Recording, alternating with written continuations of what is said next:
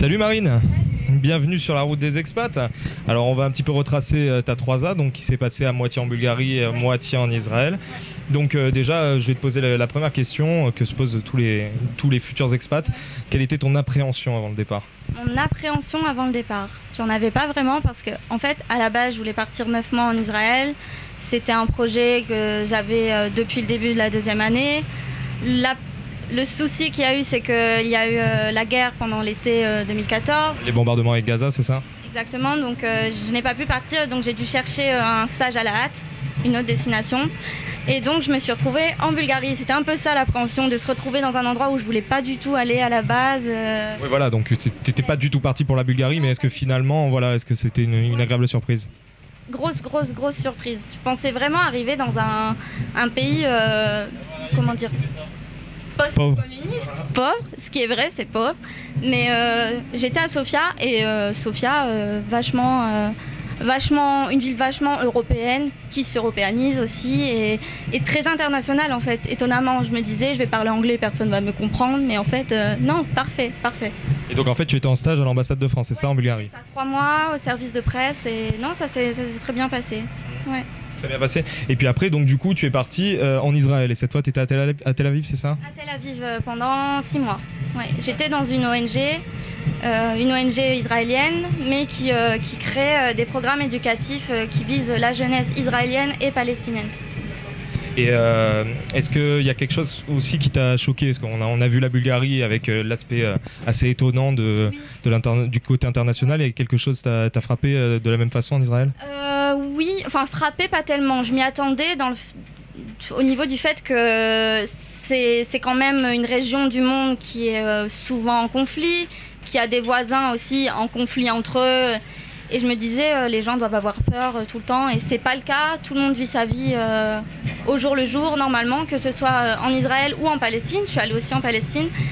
En fait, les gens sont tellement habitués au fait qu'il puisse y avoir des problèmes du jour au lendemain qu'il n'y a aucun souci. Enfin, je trouvais que les gens étaient vachement cool, que ce soit en Israël, en Palestine. Donc j'ai envie de te poser la question de la différence entre la France et la Bulgarie et Israël, mais on peut aussi aborder la question sous l'aspect des points communs. Est-ce que tu as vu des points communs ou alors des grosses différences avec la France? Je sais pas. Je dirais que la Bulgarie, non, il n'y a pas vraiment de différence avec la France. Enfin, c'est un rythme de vie qui est à peu près le même. Israël, c'est un rythme de vie, comment dire, un peu plus cool, un peu plus lent, tu sais. On commençait, par exemple, à mon travail, j'avais pas d'horaire fixe, enfin, je devais faire tant d'heures par semaine, mais si j'arrivais un jour à 11h, c'était pas tellement grave. C'est vraiment cool et moins prise de tête et moins... c'était vachement... D'accord, donc France-Israël, 1-0 pour l'Israël, donc. Ouais. 1-0 pour Israël. D'accord, et comment tu as rencontré, donc je suppose, des locaux en vivant dans le pays. Comment tu as vécu leur accueil, aussi bien en Bulgarie qu'en Israël? En Bulgarie, j'ai trouvé que les gens, au premier abord, t'as affaire un peu à des brutes, tu sais. Genre, par exemple, les hommes, c'est... Bourrus.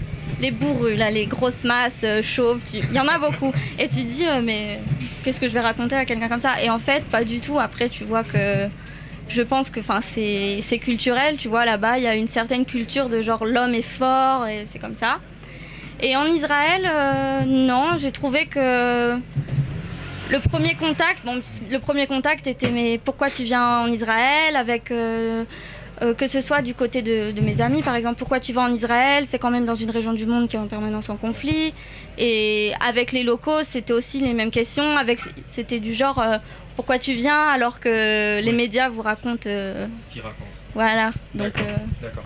Et est-ce que tu as apporté avec toi un objet marquant, ou est-ce qu'il y a un objet marquant de ta mobilité? Ah oui, mais c'est un objet, enfin, on va dire que c'est un objet d'Israël, marquant pas tellement, mais je viens de l'acheter. Parce que c'est... En tout cas, il te remémore ton année à l'étranger. C'est un falafel.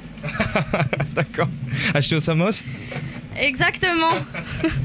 Oui, bon, représentatif. Pourquoi non? Parce que j'ai les premières semaines où je suis arrivée, bon, je connaissais déjà le falafel, mais les premières semaines, j'ai mangé que ça. Et après, je crois que j'en ai mangé trop et j'en ai plus remangé. Mais pendant au moins 3 mois, j'étais vraiment au régime falafel. tous les jours. Donc du coup là tu te rappelles un petit peu ta belle année à l'étranger. Ouais. D'accord. Est-ce que tu as une anecdote marquante? Ça sent bon d'ailleurs, hein. Ça sent vraiment bon. Depuis que tu as ouvert le sac, une très bonne odeur dans cette diabline. Est-ce qu'il y a une anecdote qui est très marquante pour toi sur ton séjour là-bas?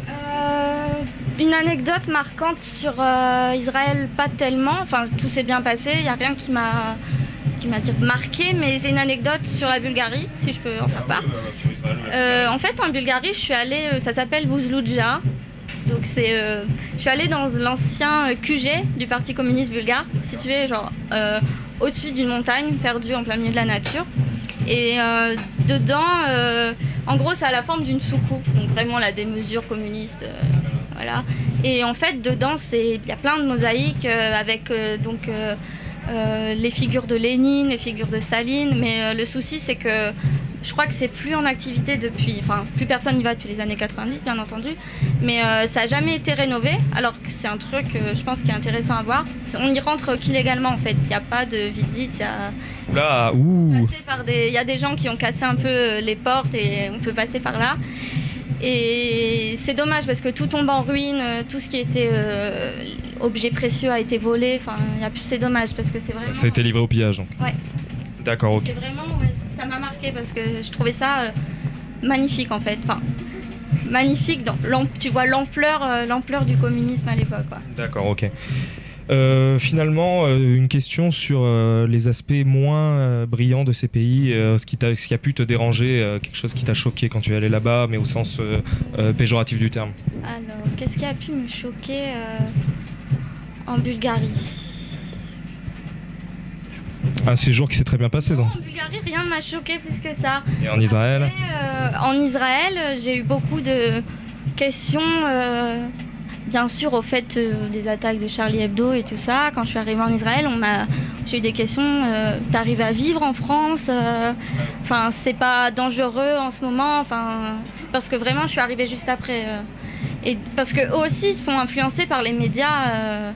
Les médias occidentaux, enfin nos médias. Et donc, j'ai eu des questions comme ça. Après, non. Ce qui m'a énervée aussi, c'est peut-être l'imponctualité des gens, mais ça c'est vraiment un détail. Mais ils sont tellement à la cool que bon, des fois tu donnes ça ressort. une heure après, mais on connaît ça aussi à Aix, donc. C'est l'heure israélienne après le quart d'heure aixois, d'accord, ok. Et finalement ma question, et si c'était à refaire, est-ce que tu le referais? Est-ce que tu partirais au même endroit? Est-ce que tu ferais les mêmes stages? Si c'était à refaire, je repartirais au même endroit et je repartirais peut-être même uniquement en Israël pour 9 mois. Est-ce que la Bulgarie ne te manquerait pas? Et quand je dis Israël, je dis aussi je suis allée dans les territoires palestiniens. Donc vraiment cette région du monde, quoi. Je suis allée aussi en Jordanie, le Proche-Orient. Le Proche-Orient, j'y repartirai sans hésiter en fait. D'accord. Bon, bah c'est parfait. Ouais. Merci Marine d'avoir partagé un petit peu ton expérience en Bulgarie et en Israël pour aider les futurs expats qui voudraient éventuellement partir dans ces pays. Merci beaucoup et à bientôt. Merci. L'émission touche à sa fin et je vous remercie de l'avoir suivi. C'était un plaisir de vous avoir avec nous. N'oubliez surtout pas de vous abonner à la page Facebook et à la chaîne YouTube de Sciences Po Hertz pour être au courant de toutes les nouvelles émissions. D'ici là, il ne me reste plus qu'à vous dire au revoir, portez-vous bien et à bientôt sur la route des expats. Allez, Udada!